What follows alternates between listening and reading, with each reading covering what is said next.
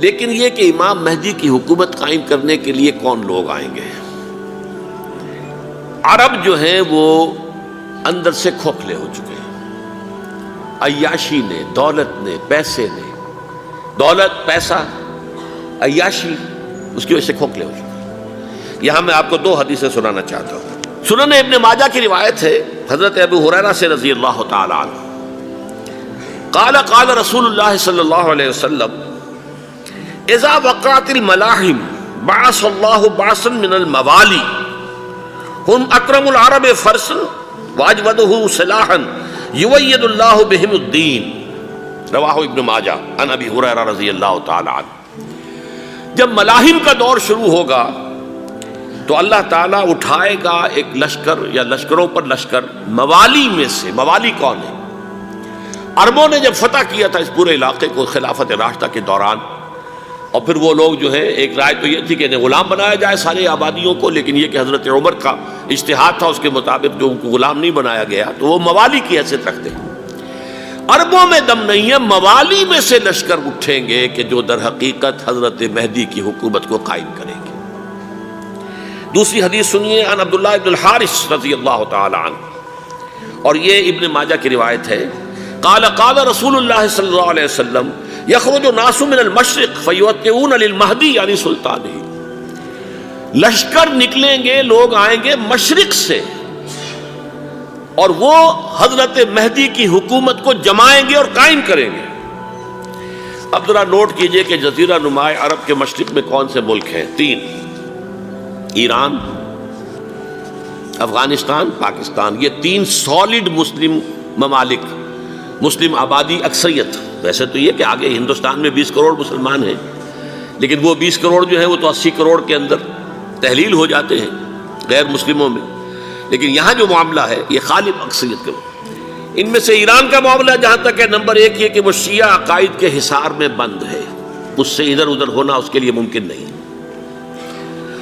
حدیث میں یہ بھی آتا کہ اصفہان سے 70,000 یہودی دجال کا ساتھ دیں گے۔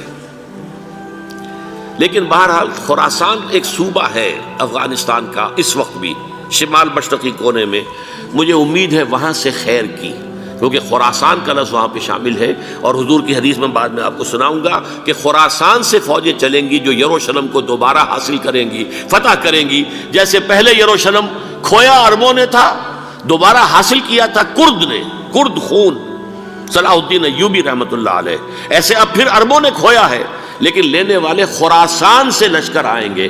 یخرج من خراسان رایات سود لا یردھا شیء حتی تنصب بإیلیا، خراسان کے علاقے سے کالے علم لے کر لشکر چلیں گے جن کے رخ کو کوئی موڑ نہیں سکے گا جب تک کہ وہ جا کر یروشلم میں نصب نہ ہو جائے۔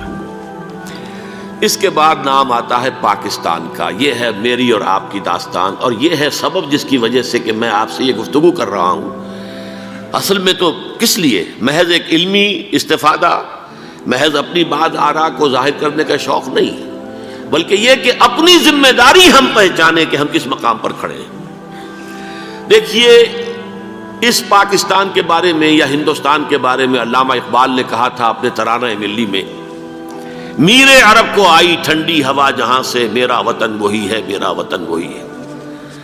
اور مجھے بتایا گیا کہ سنن ابی داؤد میں یہ روایت موجود ہے کہ حضور نے فرمایا کہ ہندوستان کی طرف سے مجھے ٹھنڈی ہوا آتی ہے، اگرچہ مجھے وہ حدیث ابھی نہیں ملی ہے، لیکن حزب التحریر کا ایک کارڈ مجھے ملا تھا، تو اس میں اس حدیث کا اور اس میں ابو داؤد کا روایت کا حوالہ موجود تھا۔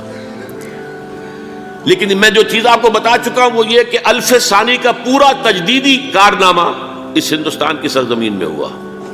مجدد الف ثانی شیخ احمد سرندی، شاہ ولی اللہ دہلوی، سید احمد بریلوی، وہ تو ہمارے پاکستان میں آ کر جو ہے ان کا خون جذب ہوا ارض پاکستان میں۔ پھر شیخ الہند مولانا محمود حسن۔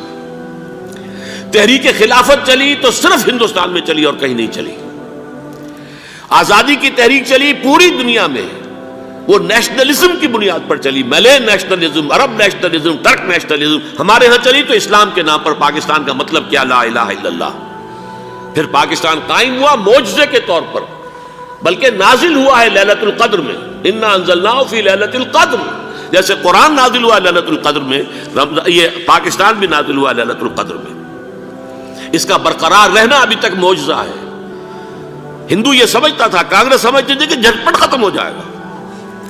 پھر یہ کہ اس کا قرارداد مقاصد کا پاس ہو جانا، مزید بھی اور اضافی دفعات دستور میں آ جانا، اب کمرشل انٹرسٹ کو ربا قرار دے کر حرام قرار دینا، یہ سارے لینڈ مارکس ہیں کہ جو اشارہ کر رہے ہیں کسی چیز کی طرف، معاملہ کدھر جا رہا ہے۔ پھر یہ کہ یہ جو 14ویں صدی کے مجدد تھے شیخ الہند، اس کے بعد سے کچھ ایسی شخصیتیں عظیم پیدا ہوئی ہیں ہند میں، جن کو میں سمجھتا ہوں کہ 14ویں صدی کے مجدد اور 15ویں صدی کے مجدد کے درمیان، یہ 15ویں صدی کے مجدد کی راہ کو سیدھا کرنے والے، جیسے کہ حضرت یحییٰ نے کہا تھا میں تو آنے والے کا راستہ سیدھا کر رہا ہوں حضرت عیسیٰ کے لیے، ایسے ہی 15ویں صدی کے لیے امام مہدی کے لیے راستہ صاف کرنے والے سب سے پہلے علامہ اقبال، جنہوں نے اسلام کا تصور دین کی حیثیت سے دوبارہ زندہ کیا ہے، ورنہ اسلام ایک مذہب کی شکل اختیار کر چکا تھا۔